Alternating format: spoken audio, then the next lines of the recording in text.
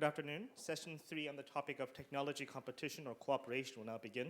This session is moderated by Professor Lee Dong-min, Associate Professor at Dankook University. Professor Lee. Okay, very good afternoon, everyone. Welcome to the sessions on technology competition or cooperations. My name is Lee Dong-min from Dankook University, based here in South Korea. As all of you here may agree and I'm fully aware of, one of the contending issues on trade war between the United States and China may well be boiling down to the issues on technologies and strategic stabilities. More precisely, who gets to secure and set the rule for those newly emerging technology in the era of uncertainties. As a matter of fact, during the Davos Forum a few years back, one of the remarkable and yet challenging conclusion was that the country that attained technologies that will steer so-called the fourth industrial revolutions were likely to dominate international politics for the years and decades to come. It was the UK and the United States that contributed greatly to the emergence of the first, second, and third industrial revolutions, and successfully set the rule-based international law. Now it is a major concern for many experts and the like, whether the rising countries such as China will gain a full access to those technologies that are necessary to lead the new trend and trajectory. And one notable empirical development is that both Chinese civilian and the military leaders embraces such a belief so strongly that the three pillars of powers in China, namely the party, the state, and the military, all work in unison to achieve that end. In 2015, during the third plenum of the 12th Party Congress meeting, President Xi Jinping told his top military leaders that China must pursue so-called civil-military integration policy as a concrete way to achieve Chinese dream of building strong nation and strong army. In this context, it is a great interest for many how the rapid technological advancement impacts international power dynamic in various ways. I'm honored to be here with four distinguished speakers who are all expert on their respective field, will educate us about the whole gamut of aspects in technology advancement and will frankly share their view with us here. Okay. Let me quickly introduce them in alphabetical order that appear in your session sketch. Dr. Taimin Chong on my left from University of California, San Diego will give us a talk on the technological advancement case in China, particularly on the subject of a civil-military integration policy that I just introduced. Dr. Min Eun-ju from World Intellectual Property Organization Judicial Institute will educate us about the importance of intellectual property rights and the diffusion of technologies. And Dr. Michael Sumayer from the Center for Security and Emerging Technology at Georgetown University will give us talk on the nexus between the technologies and national security.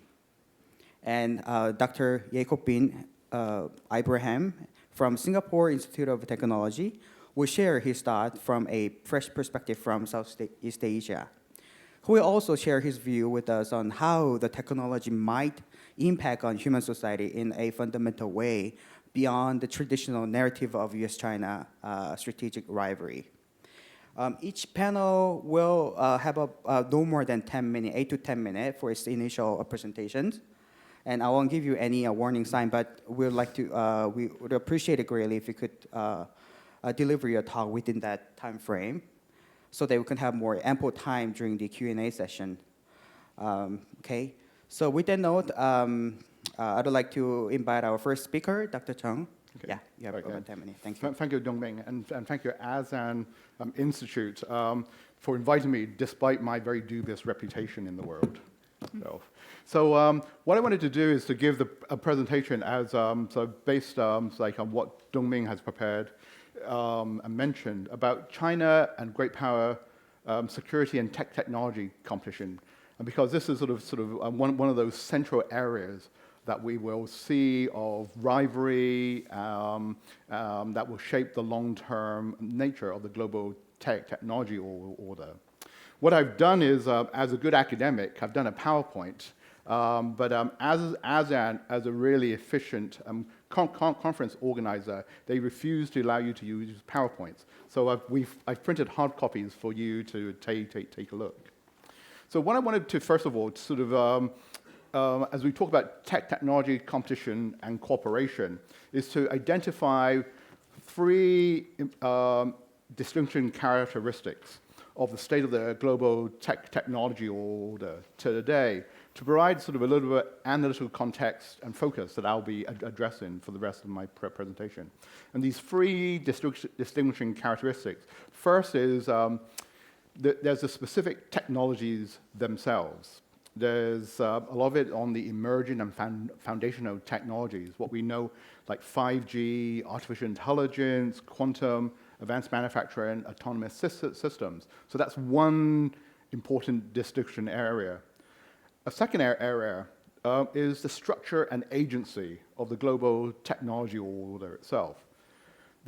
Its globalized nature, the balanced relationship between the state and the marketplace, the infrastructure and the various norms, etc. And the third distinction characteristic is that it's a broad application of the technologies that are used. Are they commercial, national security, or dual use in nature?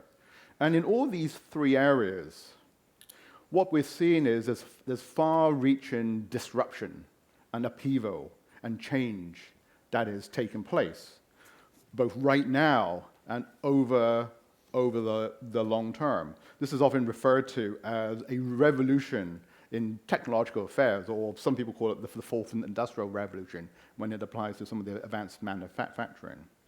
And so what we're seeing is, as I said, this major transformation taking place. And at the same time, there's a fourth factor, a fourth interventionist factor that is reshaping this global technology order, and that is the US-China strategic competition, etc. And when we see these mix of factors, it's like interacting and bouncing off each other and evolving, what we see is that there's fundamental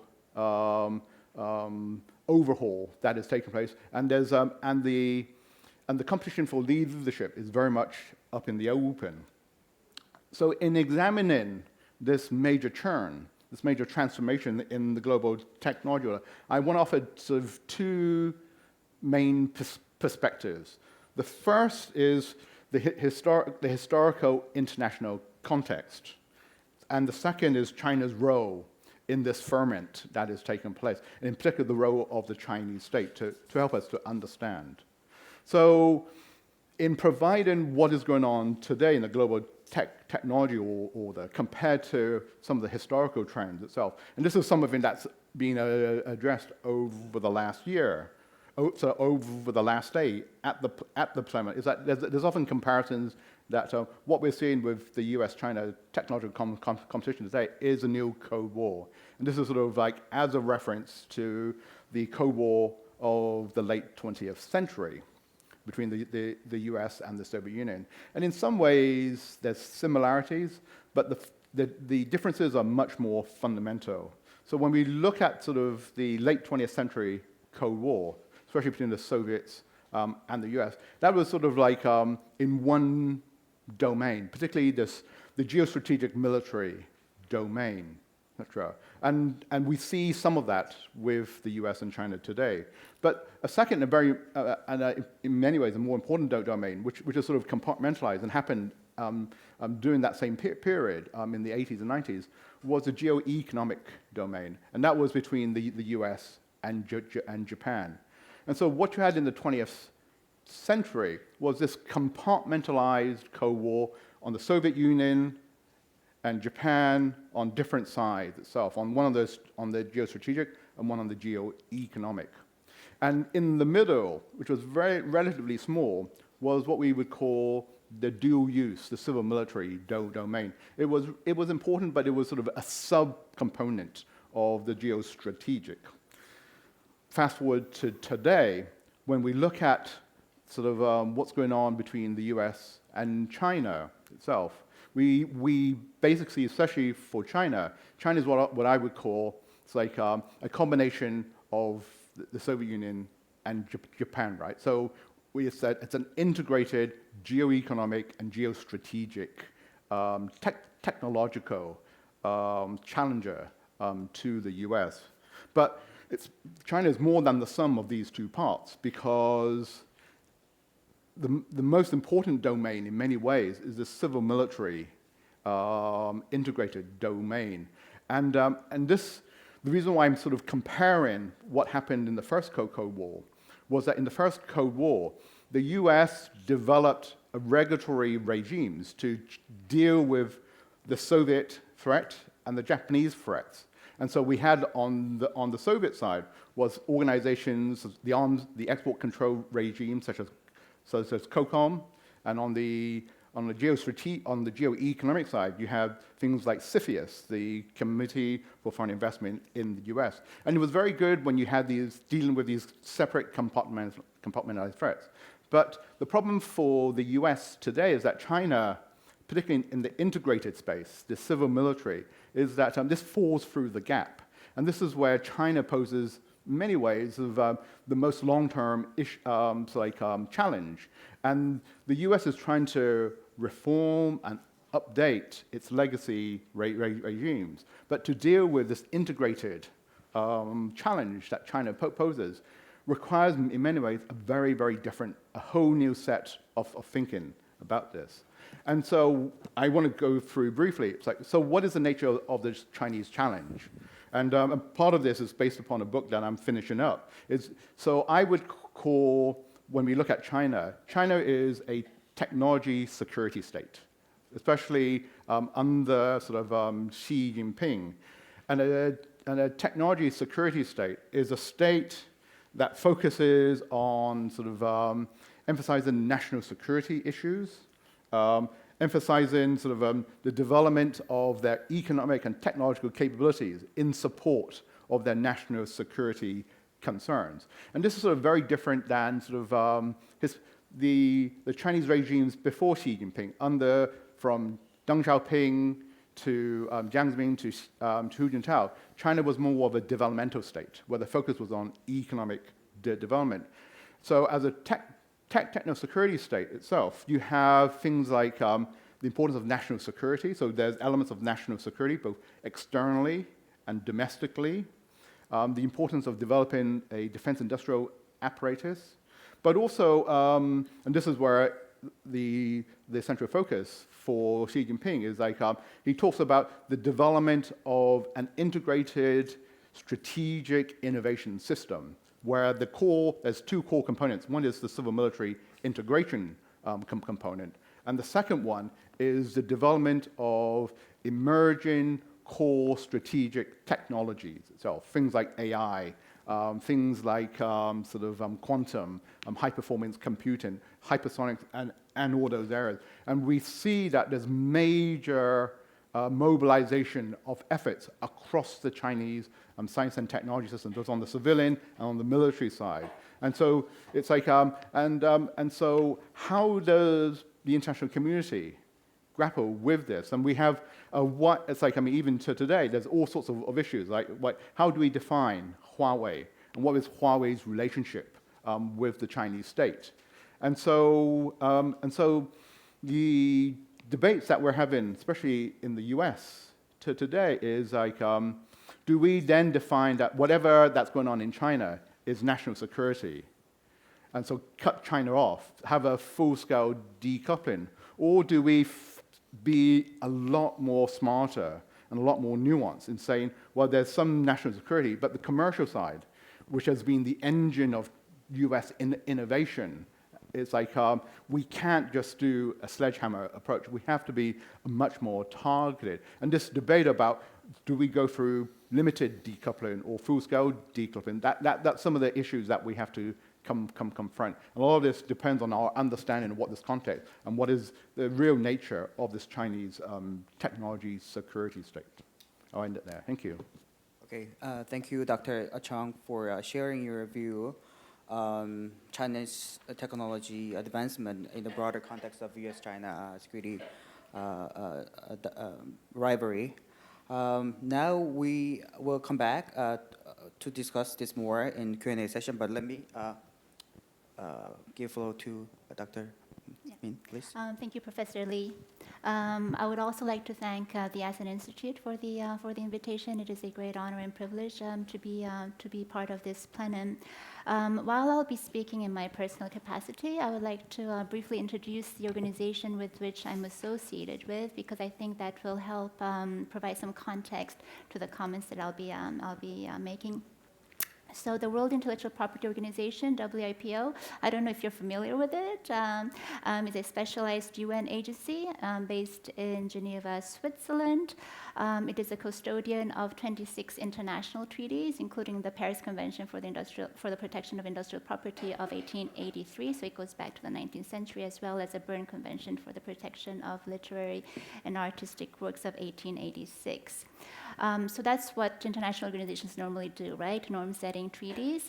What is a bit specific to WIPO and which makes it unique in the United Nations system is that it provides services to the private sector. So global intellectual property protection services, and it is through the provision of such services that its revenue, 96% of its revenue is derived from that, and it's only 4% of its revenue that comes from member states. So it's a very special intergovernmental organization. And so what does it actually mean? In 2018, so that's last year, WIPO received over 250,000 international patent applications and over 60,000 international trademark applications. So that's what the organization does, and it does other things, but I think that's what's most relevant to the conversation today. So in my remarks, I'll address the global economic picture through the prism of intellectual property. Let me start by sharing a few statistical figures in relation to global intellectual property filings, which may serve as an indicator of the geography of technology production and technology protection. So if you look at the global demand of patent protection in terms of patent filings, that has, over the last 8 years, consistently outperformed global economic growth. So if the IMF projects or estimates economic growth at around 3% or 3.5%, the increase in global patent applications has been close to 6%. And that illustrates the critical component that the intellectual property-backed innovation is placed in the global commercial activity and global competition. So if you look at 2017, the most recent year where data is available, innovators around the globe filed 3.2 million patent applications, 3.2 million. And we're talking about the US-China trade dispute, and intellectual property is a very big component of that. And you might be surprised, if you haven't been following these figures, that out of the 3.2 million patent applications around the world, 1.4 million came from China. So China, the Chinese IP office, the patent office, in 2011 became the largest national patent office in the world. That's where China is at in the landscape of intellectual property. And so in comparison to the 1.4 million from China, the second place goes to the United States with 607,000 applications. And since we're talking about Korea's choice, and if you look at the place of Korea, Korea ranks fourth with 205,000 applications. So the record volume in China, what does it mean? It probably reflects the efforts, the actions undertaken both by Chinese companies, Chinese entities, but also the foreign entities to protect innovation within China. We should not only talk about those three countries, looking at Asia more broadly, 65% of patent applications came from Asia. So not so much Europe and the United States, but 65% is Asia. So that's quite an important figure. So that related to national patent applications. So if we transform the national patent applications into international patent applications through the Patent Cooperation Treaty, which is administered by WIPO, and if you look at some of the figures there, we see similar trends of technology concentration. So in 2017, China moved into the second position in the use of the international patent system. So the US was in the first place with 56,000 PCT applications, and China very close behind with 53,000. And it is expected that China will take over the United States, if not this year, next year. And Asia accounted, 20 years ago, Asia accounted for 4.7% of international patent applications. And now, so 20 years later, it's now the majority filer of PCT. And so why am I mentioning all these numbers? Because it's an important reflection of an extraordinary transformation. Geopolitical, it's a reflection of the geopolitical transformation, the technology transformation, and the shift from the West to the East. With that backdrop, let me just briefly touch upon the US-China trade confrontation and the intellectual property facet of that. The focus on intellectual property in that trade confrontation is unsurprising, considering the growing role of intellectual property. 1/3 of the value of global manufactured products can be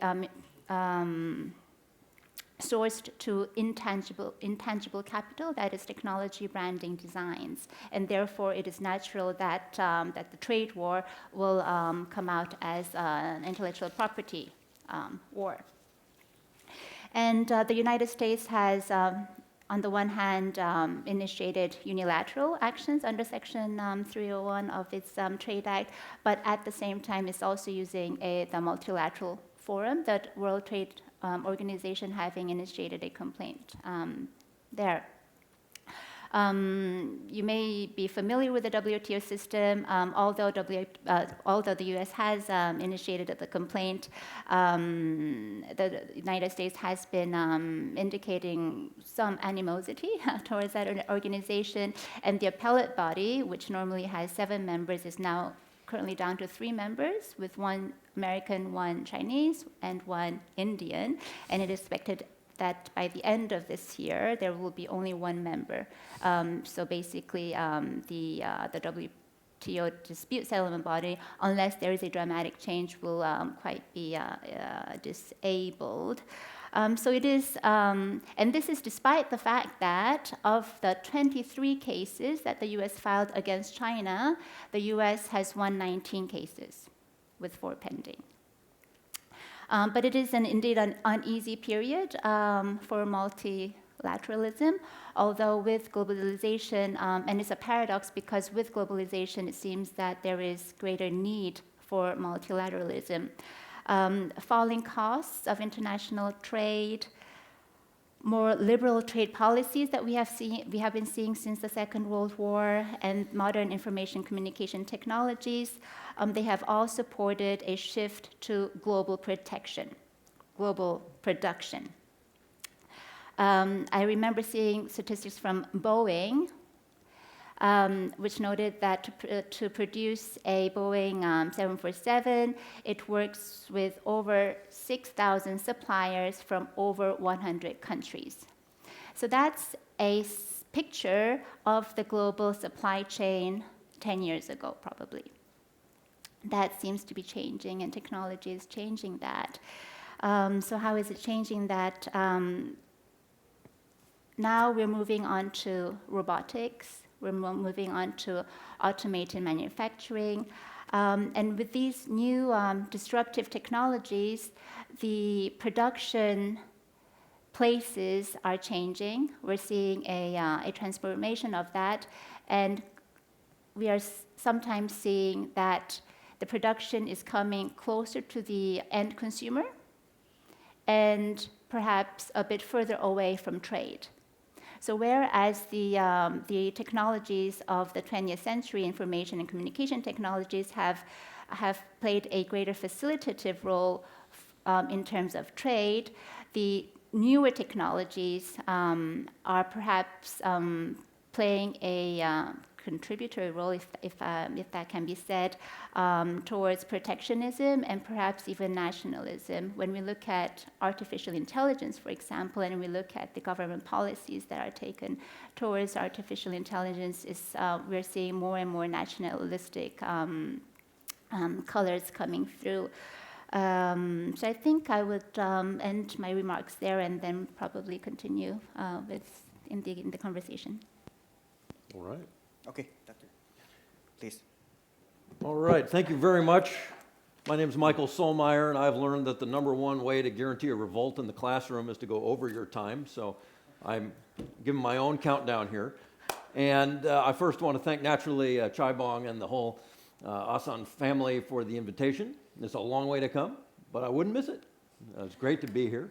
And I also want to really make sure that we note this is an important topic, obviously, but the agenda at the plenum is so crowded with important issues. I really want to compliment them for making sure and that there's time for this topic. It is the battleground for the future of economics, of diplomacy, of politics, and military competition. It's not isolated to one theme. It will underpin, and it is underpinning it all. So I want to thank the plenum for making sure there's time for this, and thank you for coming. I'd be remiss not to thank also my previous employer, the wonderful people at Harvard's Belfer Center for Science and International Affairs. They're the ones who initially hooked me up with the relationship here. But now I work at Georgetown's newest research center, where we study artificial intelligence and national security. We got to keep an eye on the ball of things beyond cyber, as much as it's been a great job and area of interest for me, and I know a lot of our colleagues. There's more coming. So you got to be able not just to keep up with the cyber turbo geeks like me, right, on computers, but you got to know the 5G work, the AI work, quantum computing, all this stuff. It doesn't stop. So we're working on that hard at Georgetown. Come by and visit anytime.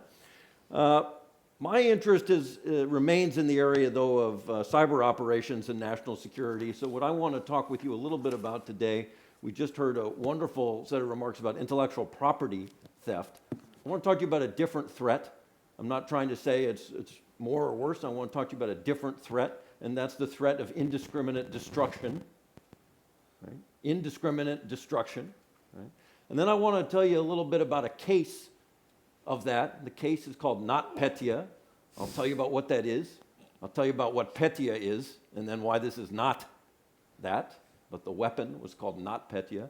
And then I want to conclude with how international diplomacy actually worked hard to make sure that there was international condemnation around this incident, and as a call going forward that alliance relationships are more important than ever as we think about these kinds of challenges. So that's my plan, okay? Talk about indiscriminate destruction, all right? We don't start small here in national security land. The issue here is that there's not just one cyber threat, all right? And I want to condition everybody to making sure that the mind is always open to new problems. Yes, new opportunities for technology development and economic gain, but also new opportunities that our adversaries and competitors will use to exploit this technology. One that we saw really come up with two kinds of attacks in 2017 and recent years involve indiscriminate spread and destruction. In South Korea here, I'm sure folks are familiar with an incident around something called WannaCry. We are not great marketing experts in cybersecurity. These names don't make sense, right? But this is what they're called, right? So WannaCry was spread by the North Korean regime, indiscriminate spread throughout the world. And the incident that I was referring to, NotPetya, was spread indiscriminately by the Russians. Has anyone heard of NotPetya? I can't get out of the classroom mode. Show of hands here. Anybody ever heard? We got one. All right. Russian. Okay, great. We got one name here. And we won't cold call. This isn't the first year of law school on what was done. But when you think about the scale of damage, right? When you think about stealing intellectual property, when you think about the costs, it is true no one has ever been killed by a cyber attack. But when you think about the cumulative effects of what we've seen over the decades, the damage is staggering. With NotPetya, the financial damage was $10 billion globally, and this thing spread in seconds. Okay? We're not talking about cumulative hack by hack, needle by needle. No, we're talking about indiscriminate spread. This is what a worm is, classroom teaching, right? A worm spreads and self-propagates, right? All on its own without user interaction. And NotPetya contained a very dangerous payload. And what it did was while it thought it was asking you for money, and you thought you were being asked to pay in the fun currency of Bitcoin, right, to contribute to some criminal scheme, secretly, quietly, behind the scenes, it was erasing your data. Right? That's the tweet version of what's going on. Petya was the ransomware, and so while it looked like it was asking you for money, this was not Petya because it was not actually asking you for a ransom. It was destroying what you had. $10 billion globally of information and the reconstitution costs. What was it? What was going on here? Well, we've learned that the Russians were targeting Ukraine, and the way they were doing it was exploiting a piece of tax software. Yes, tax. Everybody's got to pay taxes. So basically, anybody that was doing business in Ukraine was vulnerable, right, with this tax software to pay. This dangerous stuff. And so you get a company like Maersk, international shipping, gets completely brought to its knees. Wonderful article and upcoming book by Andy Greenberg of Wired magazine. You can read a lot more about how Maersk and others were devastated. But the point I really want to lead you with is galvanized not just an international response by one country, usually been the United States first to name and shame. Maybe we throw some indictments on the table, maybe some sanctions. We got over 10 countries this time to come out and make a coordinated response against the Russians to say this kind of indiscriminate destruction really is unacceptable on a global level. And my appeal to you as we think about how threats continue to grow in the digital landscape, this cannot just be one company at a time or one government at a time. There is a role for international diplomats. There is a role for international diplomacy and alliances. And I think we've actually seen some progress, right, over the last couple years in getting a better international coalition to come together, right, to condemn the kinds of indiscriminate behavior that we've been seeing more and more of. And what I want to try to do is to then say that that's a good first level international effort to combat this kind of destruction. There's been a new round at the United Nations under this group of governmental experts for the UN experts in the room, right? There's a GGE process that has been restarted last week or two to get more institutionalized support against this type of behavior. Nations also have a role here in their own right. And part of this comes down to deciding real matters of public policy about who's accountable. Who's accountable for protecting citizens and companies online? We don't have a lot of consensus about that internationally. We don't even have a ton of consensus about that domestically within countries. So your international level has got to be diplomacy, both at the UN and through alliances. Your national level has got to think about real hard public policy making, about accountability in the digital landscape. And finally, the companies themselves and the institutions we rely on can do a lot to be harder to hack. We're not talking about perfect defense, just like we would never talk about perfect defense in any other area of national security. But that doesn't mean you leave yourself open and you leave your citizens and your clients open to excessive risk. We thought the insurance world might be able to help on this, right? But imagine, put your lawyer hats on for a minute, imagine the litigation claims that you can imagine between an insurance company saying, whoa, this was not covered, a NotPetya destructive attack was not covered in a standard policy. That sounds like an act of war. And you could imagine a company that paid a lot for cyber insurance saying, well, no one declared war. They just destroyed all my stuff. Why do you think I had an insurance policy? That's what insurance for.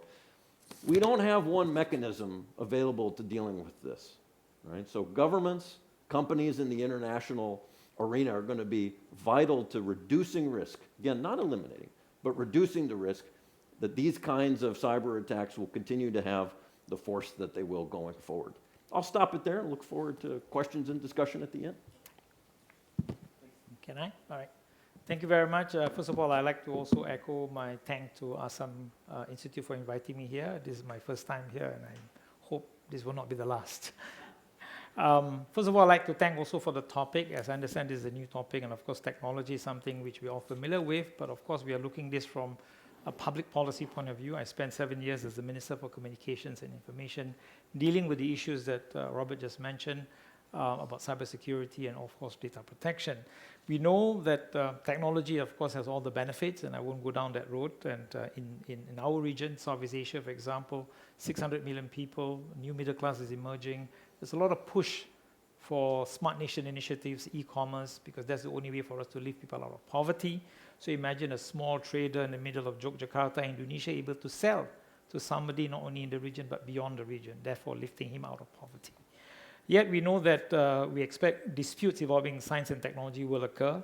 Social media platforms, for example, operating in different countries, and of course intellectual property rights.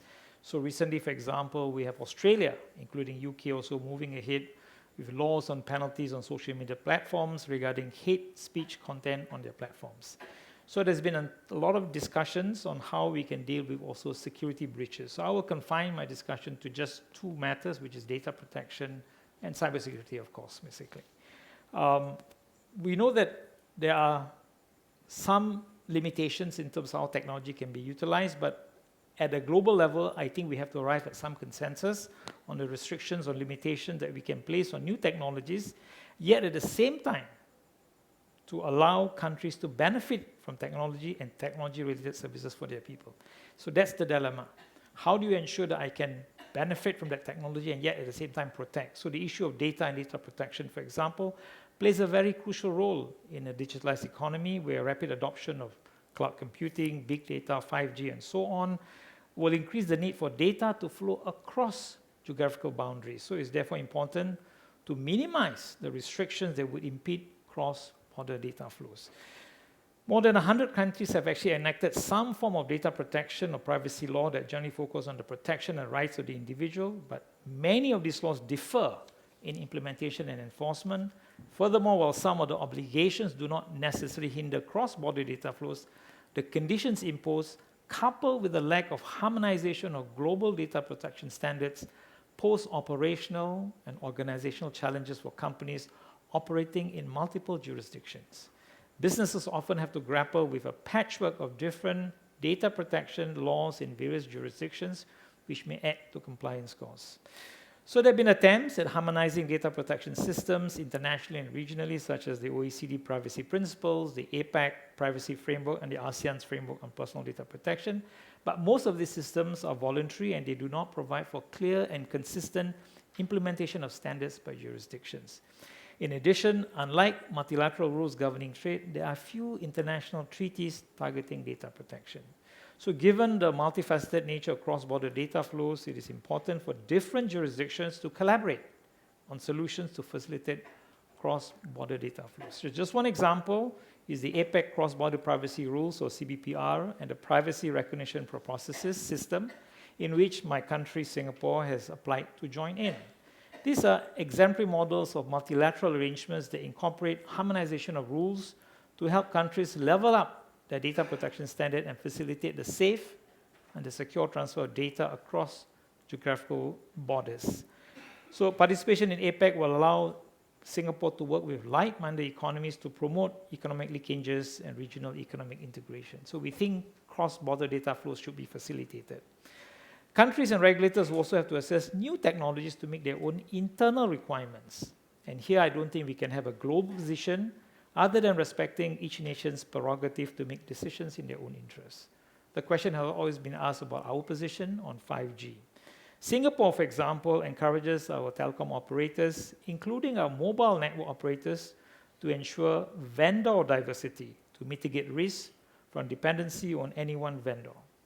In addition, operators should ensure that the performance and the reliability of equipment purchased from vendors meet their commercial operational needs and our regulatory requirements, including those pertaining to quality of service, resilience, and security.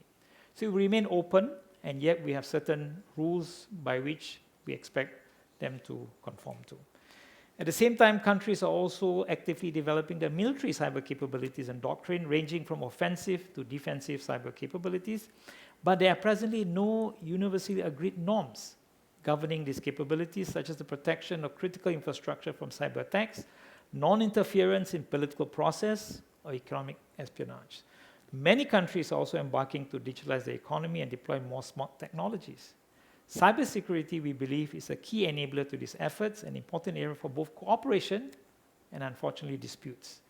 Government, businesses, and consumers must feel secure that their data and transactions are not in any way compromised. So for countries, a breach into the critical information infrastructure, or CIIs, can have detrimental effects. So for this reason alone, there is a need for some form of global consensus on the management of the security of such CIIs, and countries must feel safe from cyber attacks.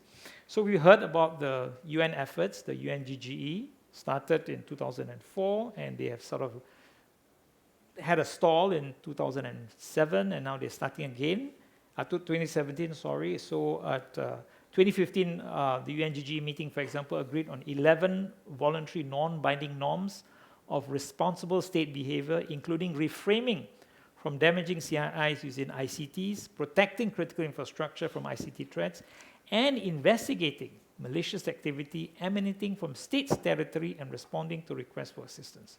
Quite a mouthful, but these norms, we believe, are important, and this was unanimously adopted by the UN General Assembly in 2015.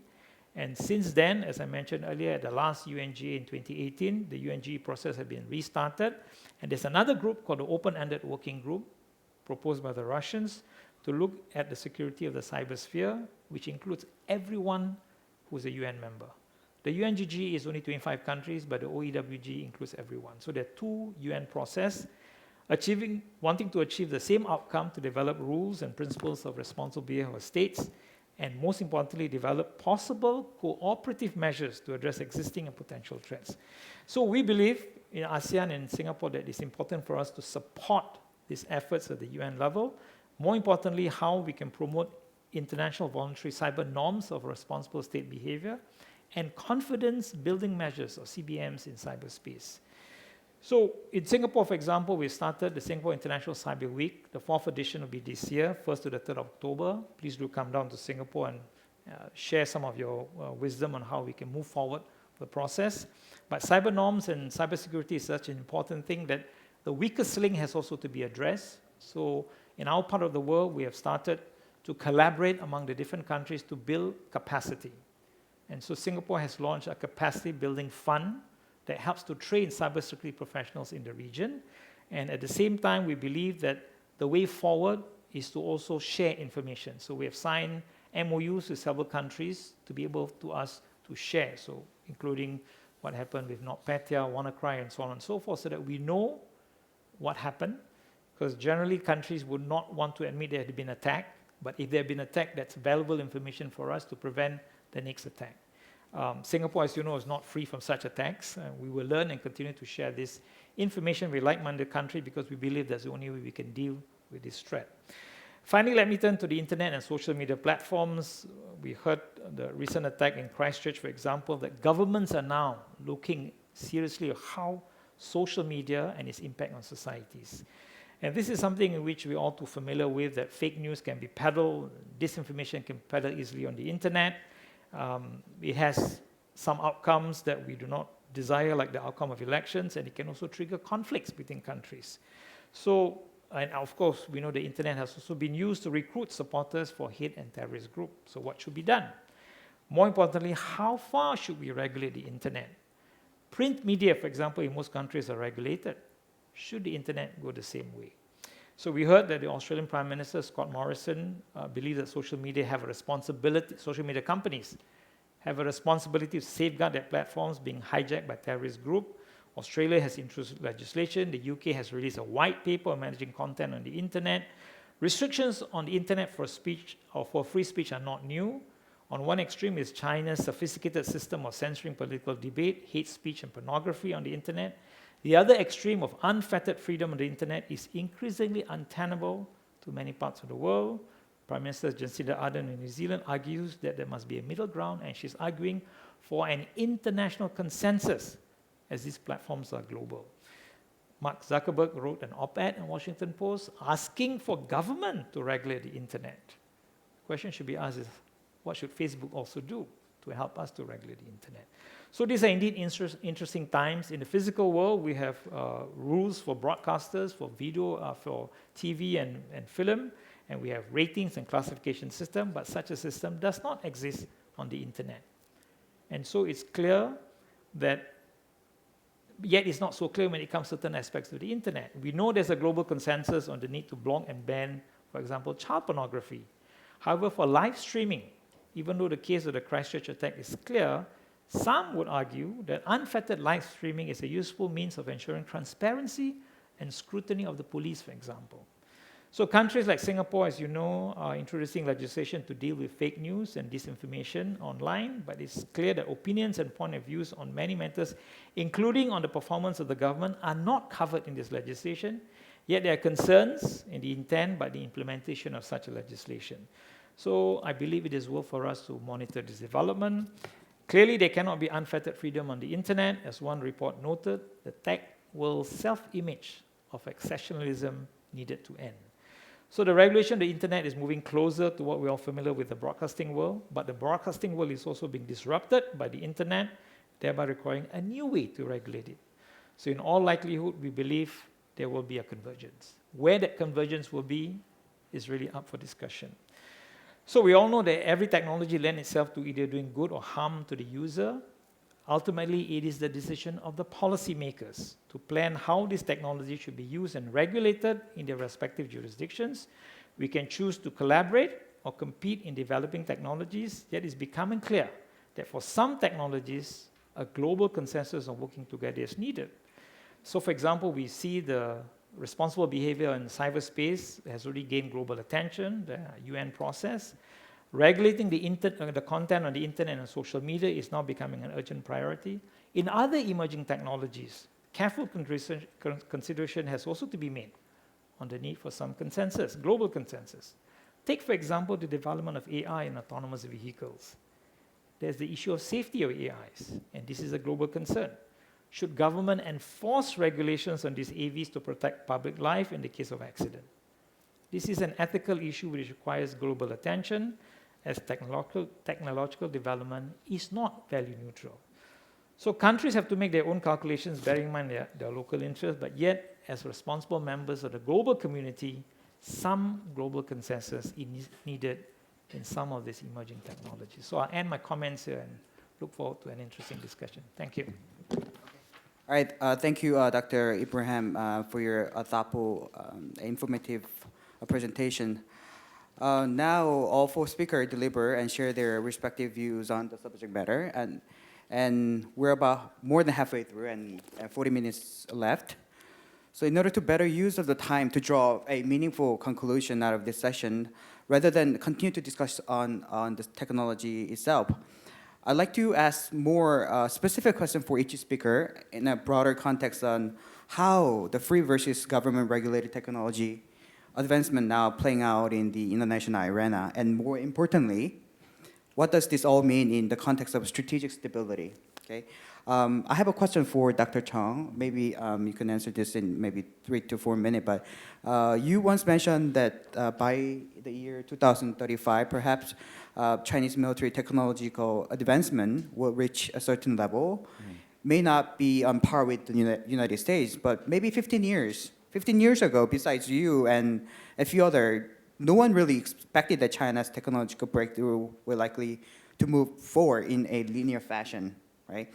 But despite the downplaying China's indigenous technological foundation, you may also concur with the widespread claim that China is has so-called pockets of excellence. Okay, such as aerospace technology that are essential in supporting technology such as AI and 5G and so on. The specific question is this. In order to foster its infant industries, the Ministry of Industry and Information Technology under the State Council work closely with those 8 to 10 defense enterprises that include one in aerospace and electronics. I'm curious to know what are the role of the Central Military Commission, CMC, of the party on the whole dynamics and endeavor in pursuing high-end technology. I think answering that question will tell us a bit about the issues surrounding the role of military on Chinese technological advancements. Okay. So thank you, Dongming, for a very difficult question. So broadly, I mean, one of the reasons why China's been able to catch up quite quickly over the last 15, 20 years was that, especially on the military side, but also on the commercial side, China had what we call an absorption-based model of technology development. It was very good at identifying and bringing in technologies from all around the world. And so they did it in things like high-speed trains, on military aviation, etc. And they called this sort of re-innovation, the ability to absorb what's there and then turn it into their own thing. What we see under Xi Jinping now is this pivot from the absorption model to an original innovation model. That China sees that if it's going to get into the command and take charge of the command and heights of the global innovation sectors, etc., it also needs to engage on the research and development, and especially in these emerging areas. So that's why it's mobilizing its resources on AI, on quantum, on 5G, and all these areas. And one reason why they've been, why the Chinese authorities have been actually quite good in this is that I call this what the Chinese authorities are, and this is in reference to the Central Military Commission and various others, is that the Chinese approach to technology development is what we call, it's a selective authoritarian mobilization model. Given the nature of the Chinese political system, it's an authoritarian system. And given that Xi Jinping is very much in charge, what they do is that they select a few key areas where they can throw a lot of resources. So it's AI is one particular area, but a number of others. And then the authoritarian mobile system is that it's a top-down, and it's mobilized. So what the authorities can do is they mobilize across the whole economic system. They bring in the civilian, the military, and foreign players to be able to concentrate on these issues. And this sort of explains why they are able to now make much faster progress. It's very different than what we see in the US and other places, which it's much more of a bottom-up, much more market-driven model itself. And so what we see is these very contrasting models of technology development at the frontier. The Chinese model, this is a much more authoritarian approach compared to the much more capitalist and market-driven approaches. And it's and it's a big question of who has the right model itself. But it's what we see is that these different models are going to be contending for leadership over the next couple of decades. Both the CMC and State Council work together to yes. So it's because it's at the very top, it's top down. So it's it's integrated across. So the Central Military Commission, the State Council, the Politburo, and they design a number of special organizations. Things like the Special Central Commission, the Integrated Civil Military Development Commission that's been there, and so that provides the leadership, and then the implementation mechanisms like the ministry that you refer to, and others. So it's very much of a whole of government, an integrated model of design. Right, thank you.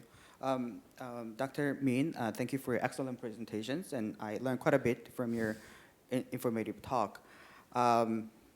Since China joined WTO in 2001, and invited to be part of this integrative process of globalization, and so-called under the foreign policy approach, so-called extension and engagement under the Clinton administration, China is one of those countries that benefited most, arguably, and owes to international community.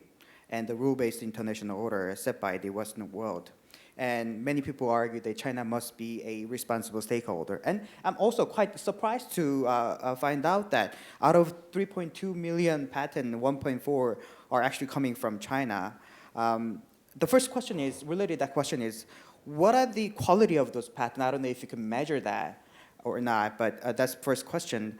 And second question is, if the intellectual property rights reform were to be occurred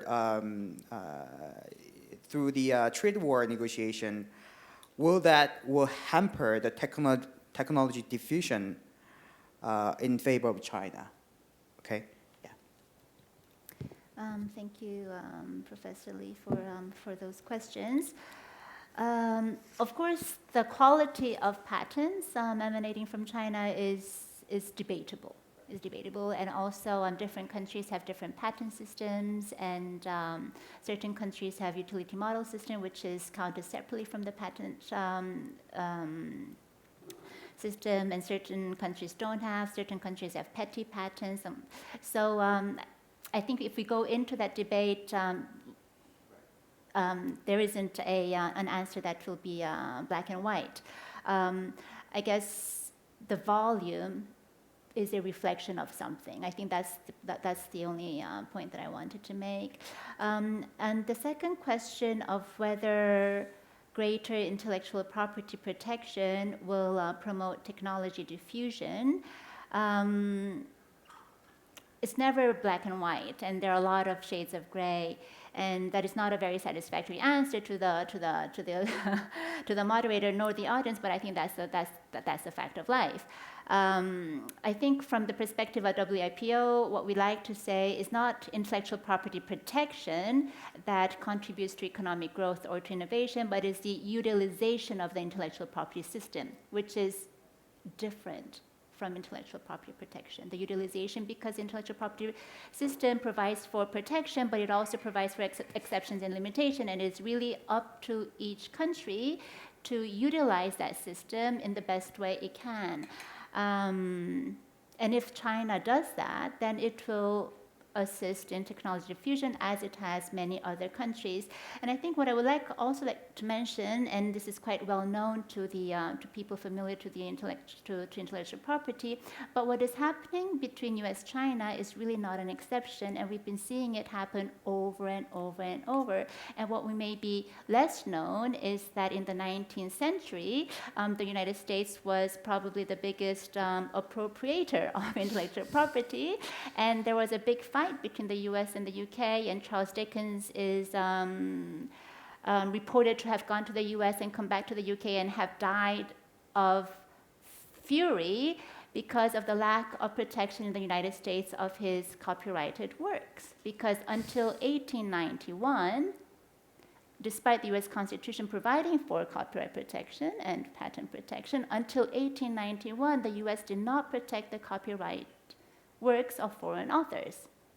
So the US does that, and what does the UK do? So the UK decides to not protect the works of US authors. So Charles Dickens does not get protected in the US, and Edgar Allan Poe does not get protected in the US, in the UK. It's tit for tat. And that has continued. It comes in, it goes up and down. It's not something new, I guess is what I'm trying to say. And we talk about the IP theft by China, and perhaps what is less known is that US also complains about the lack of sufficient copyright protection in Switzerland, and it has provided certain milder sanctions towards Switzerland, and also for Canada for patents. So it's a very complex landscape, and I guess I'll leave it at that. Thank you. Dr. Sumayer, I think you introduced us one of the most intriguing factual development on the dynamic between technology and national security. I think they're very intertwined. 2 weeks ago, a couple weeks ago, in fact, I was in DC and heard about the launch of so-called CPDC, the Committee on the Present Danger of China. Later, I looked it up and find out that as part of the inaugural speech, that former Speaker Gingrich And then former White House Chief Strategist Stephen Bannon mentioned that China has become a first-rated economic and military power. It's not my word, it's their word. But especially Speaker Gingrich pointed out that the US company, such as AT&T, is not interested in leading the advancement of 5G technologies for the nation. Instead, the company chose to spend $85 billion buying Warner Brothers, looking after its own corporate interest. Speaker thinks that the Department of Defense now has to play a bigger role, okay? Government-regulated policy on diffusion of technology. In fact, the last week, the Pentagon of the United States just announced that it will invest further in space satellite. And appears that the DARPA, the Defense Advanced Research Project Agency, is set to take a greater role in promoting this, what they call the defense conversion, spin-off technology for the dual-use technology. I'm curious to know whether you think that the current Trump administration is moving in right direction, maintaining its strategic stability in the midst of this rising uncertainty. If you can answer them in the broader context of national security aspect and also global context, yeah. Sure. It's probably easier to do over a 4-hour seminar, but the short version, right, would try to say, look, the strategic stability implications of what you've asked about are very serious, and we're very used to strategic stability being the realm of the nuclear balance, or missile defense, or conventional prompt global strike, and even in the last 10 years, people have learned to say, oh, and cyber. Right, to that conversation. And just as people are remembering that cyber operations and cybersecurity are part of the strategic stability balance, oh wait, now we also have to make sure that these discussions about fifth generation technology are part of that conversation as well, among the other technologies we've been talking about today. Look, the part of the issue is that this is, like we talked about with the cyber, it's not just one technology, it's not just one threat or one kind of opportunity. It's a lot of different issues going on there. One of them is spectrum management. Now, the fastest way to lose an audience is to start talking about different gigahertz bands on the electromagnetic spectrum. So that's exactly what I'd like to do. Okay, one person laughed. For those recording, that I just want it known that there was a general chuckle. The issue is that there's not just one approach to 5G when you're talking about the spectrum. There's, to simplify, a lower band set of opportunities that is roughly below 6 gigahertz. And then there are the opportunities above about 26 gigahertz. And there are different opportunities and different challenges in both of those parts of the spectrum. No matter what US companies decide to do, no matter what the relationship is and isn't with the government or the Defense Department, you're going to have to resolve some of these fundamental decisions about spectrum management. And because they are going to implicate how countries are able to maintain strategic stability and also continue to pursue their own interests, though, abroad. I would note we're in Korea. Just a couple weeks ago, obviously we're in Korea, but just a couple weeks ago, SK Telecom did a big announcement, a big rollout. I think it was maybe been called 5G Day, right, here. So there's a lot of hedging that they've done wisely across both ends of that spectrum. So it's not always an either or type of choice, but we're seeing it play out not just in the US and strategic stability issues with the usual people like Russia and China, but also countries like Korea, Japan, and others as well. Okay. Dr. Abraham, I have a question for you as well.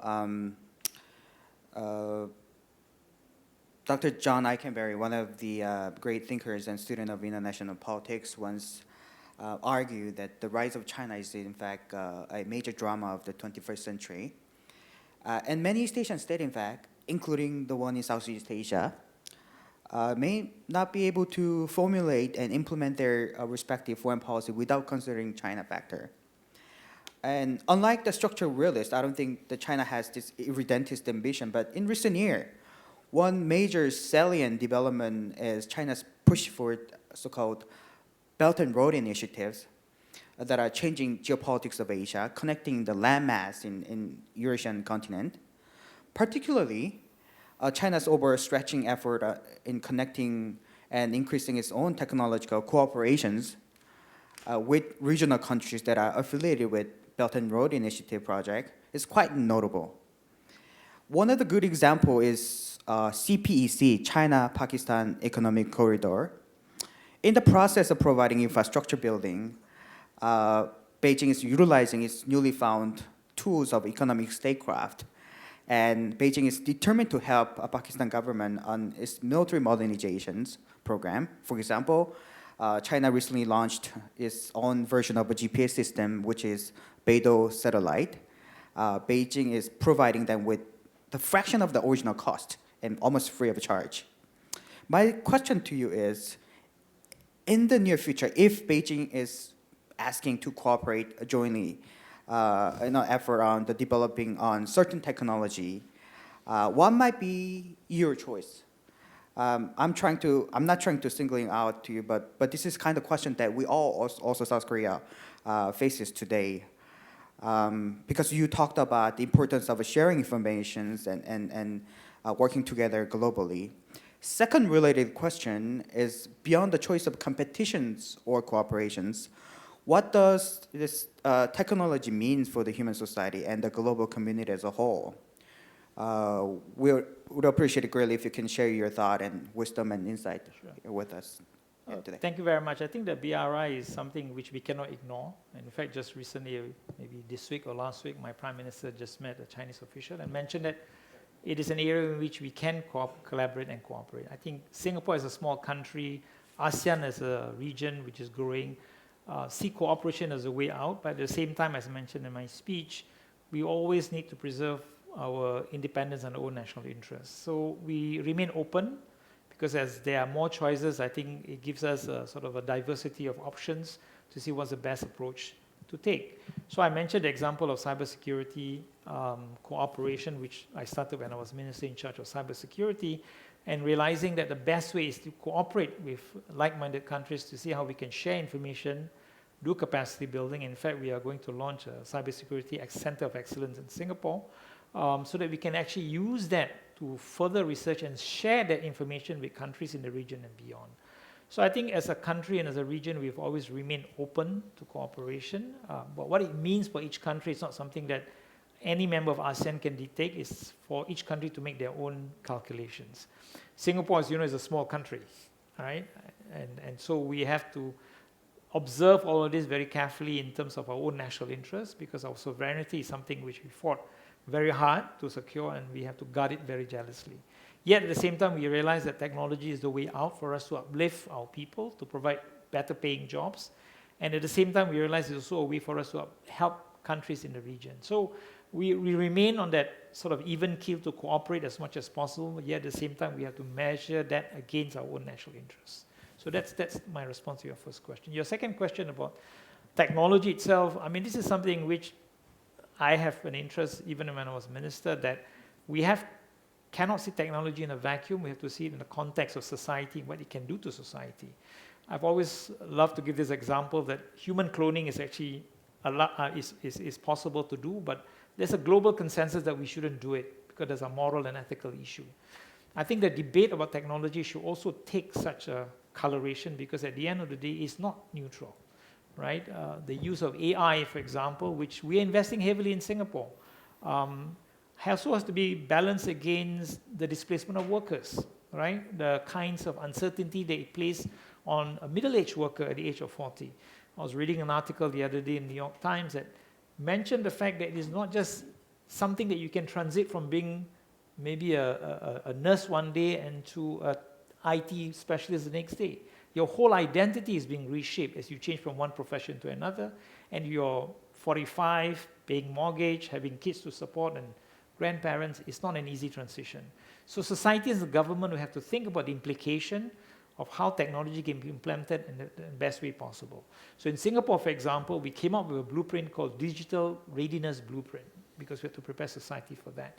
And in fact, for AI, we've released earlier this year at Davos an AI framework that we believe should be the basis for some global discussion. So I think these are the kinds of issues that we like to see happening. If you look, for example, in the maritime industry, you have IMO. In the airline industry, you have ICAO. But in cybersecurity and all the technologies that's emerging, there's no sort of global platform discussion other than the UN. And I think the implications for what that means for countries have to be thought through very carefully. The security angle is very important, there's no doubt about that. Some countries have a lot more at stake compared to others. Yet at the same time, we know that a small attack like Petya or WannaCry to a country like Singapore, it can disrupt tremendously, you know.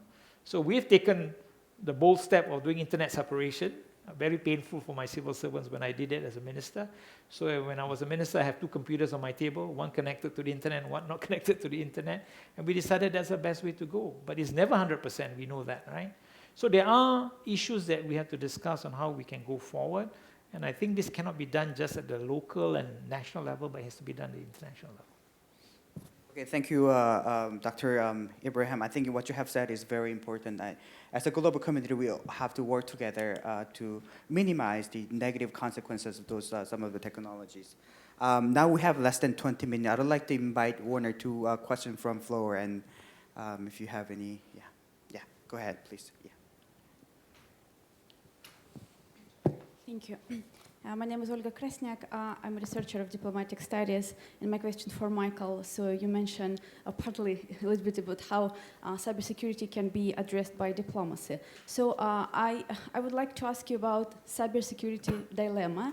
So it's an issue when the line between offense and defense could not be distinguished. And it's about to understand intentions of the other side. Why some cyber attacks can happen. So sometimes it just could be deterrence, unnecessary just for some to bring some damage. Anyway, according to the cybersecurity dilemma, those issues can be addressed by diplomacy, by, for example, summit diplomacy, when state leaders can meet. And one of the examples would be during the Obama administration. Obama himself, he met Xi Jinping, and one of the issues would be to discuss cyber threats. And it's been somehow addressed, I guess. Well, another example wasn't addressed, but it's a politics extension, North Korea, and a few years ago, and its cyber attacks against Sony and Korean banks. So we see it's like a politics. Or recent, you mentioned about this Chinese attacks on Australian parliament. So we see it's extension of politics. So my question, what do you think about how it can be addressed by summit diplomacy when leaders maybe talk to each other and they discuss, or probably they need to stop or maybe to limit these cyber threats and cyber attacks? Thank you. Why don't I invite 1 or 2 more questions? Okay, Hi, I'm Suhan Lee from the Asan Institute. I have a question. A lot of the discussion has been mostly in sort of the national security space, but I read recently that the African Union had actually released a plan to increase the innovation policy of Africa by 2024. I was thinking what you would think about if the idea of cybersecurity and innovation as a development issue. So for instance, would it be plausible to give select African countries perhaps special and differentiated treatment in situation of leapfrogging, if that was a very viable option for economies? And I'd like to hear what you thought about that. Thank you.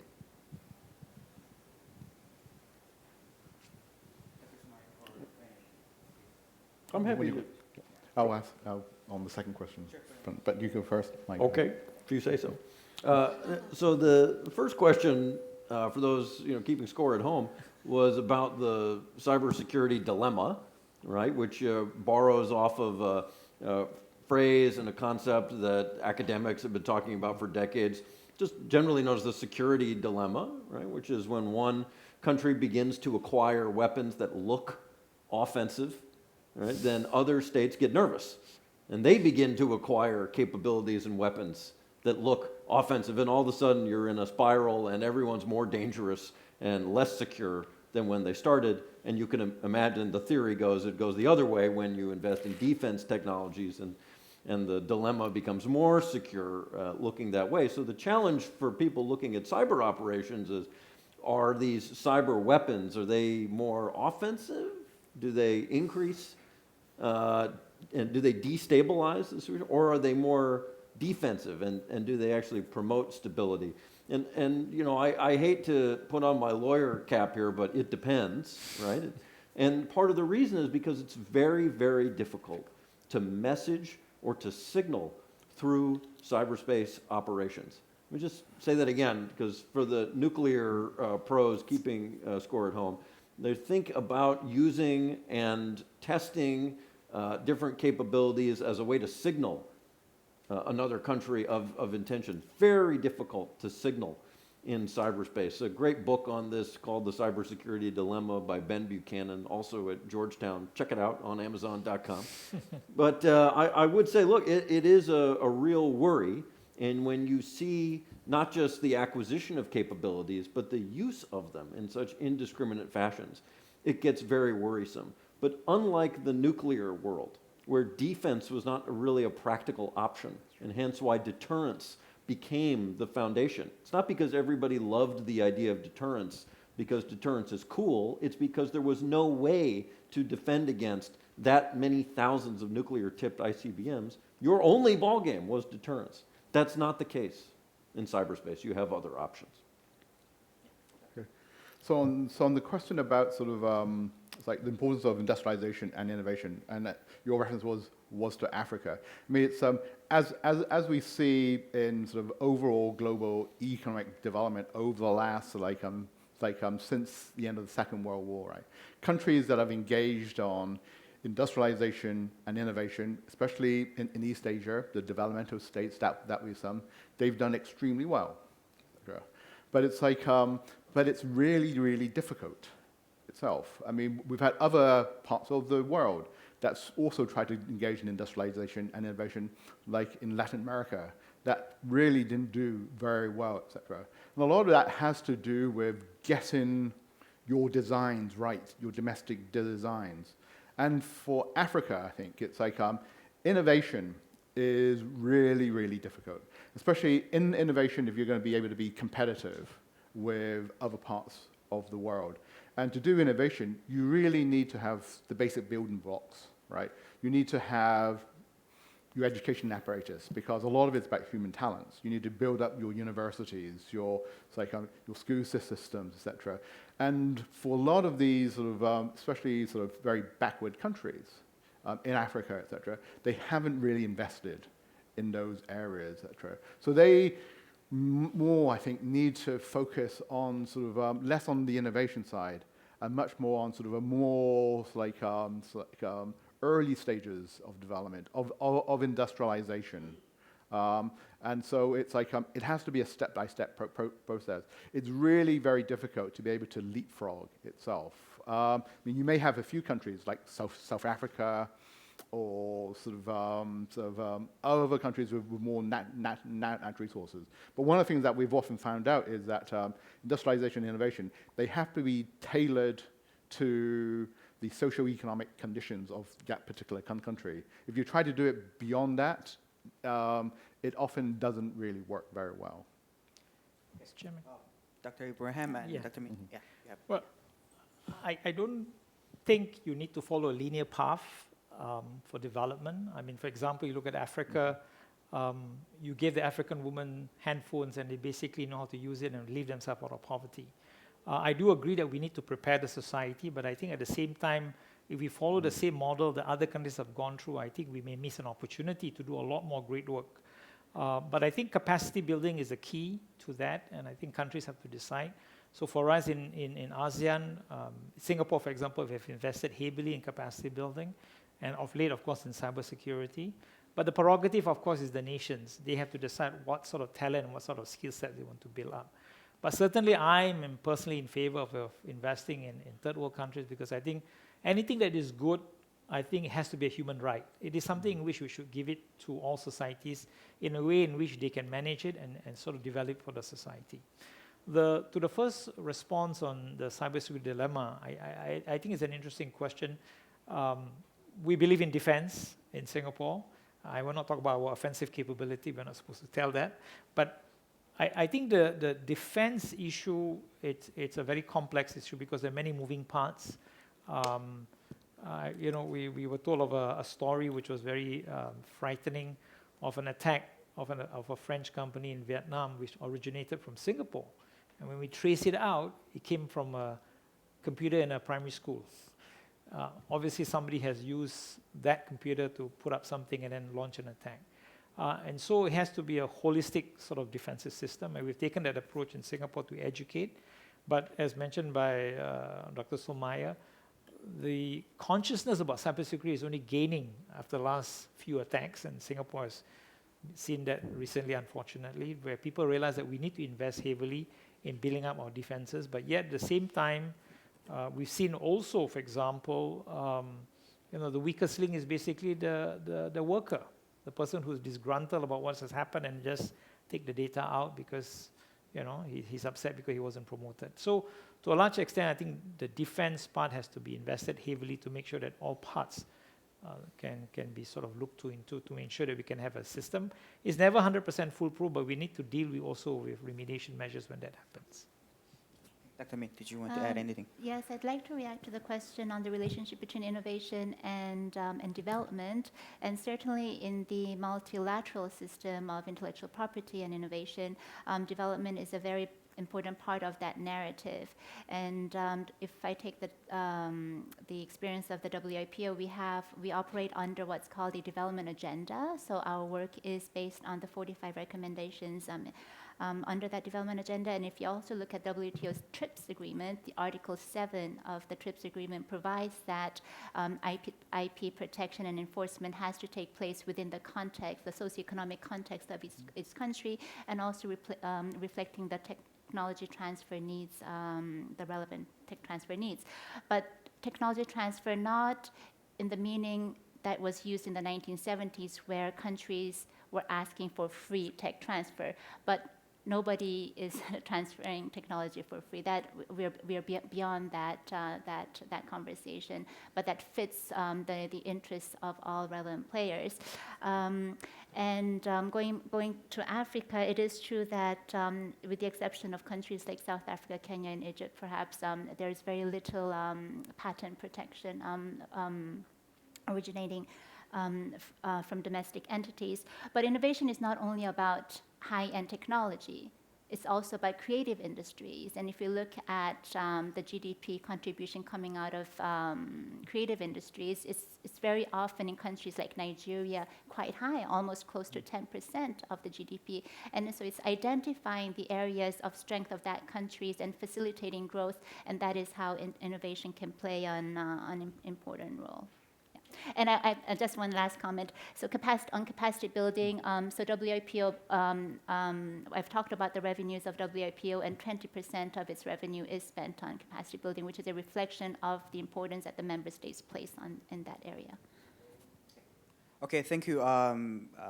For the interest of time, I won't be able to invite more questions, but I'd like to give each speaker about 1 minute for your final remarks and maybe perhaps take-home message if you have any. Okay, so I mean, going back to the theme of the conference about Korea's choice, right? I mean, it's like, I mean, in the context of what I was speaking about in terms of this U.S.-China competition, I mean, one of the big questions is that a lot of countries now have to sort of work out where they stand, etc. And I think it's, I mean, the likelihood that the global order is going to go to a full-scale decoupling that some people in the US wants is very, very unlikely. I mean, it's like there's going to be a lot of hedging.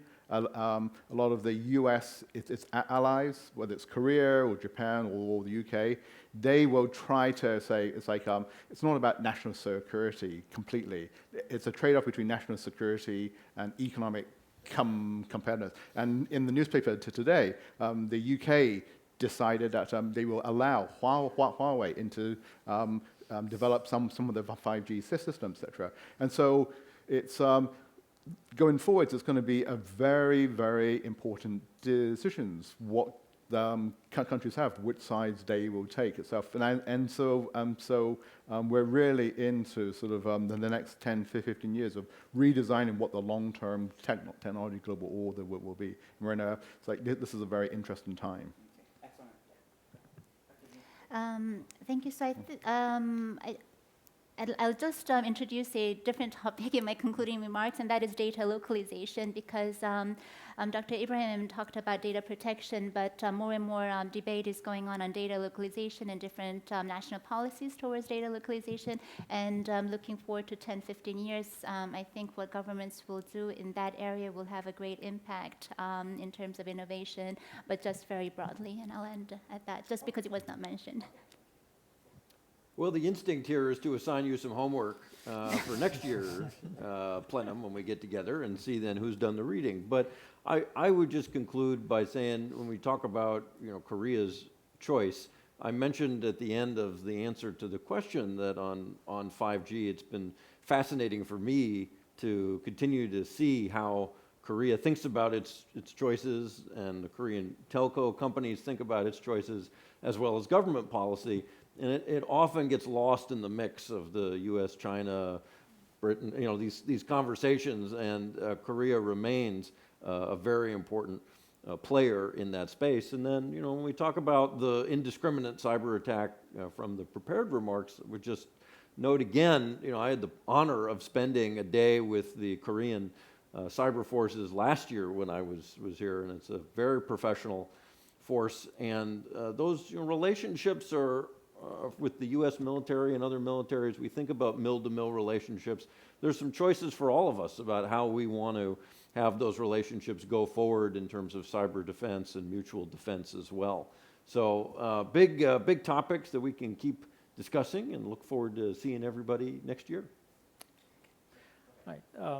Thank you very much again for inviting us here. I think one of the big concerns of the coming years is, of course, to me, it is the digital divide that's taking place, not in societies but within countries.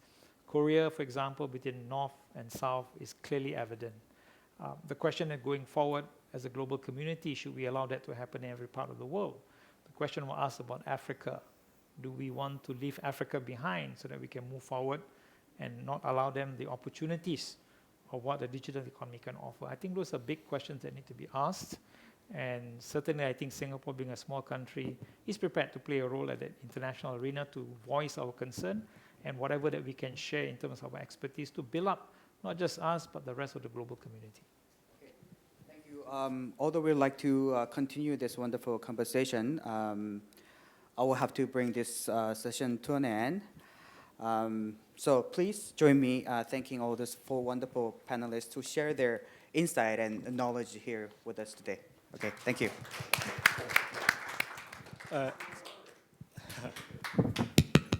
So this concludes session 3 on the topic of technology, competition, and cooperation. After a 15-minute break, the final plenary session for Asan Plenum 2019 will begin in the Grand Ballroom at 3:15. We hope you can all join us there. Thank you.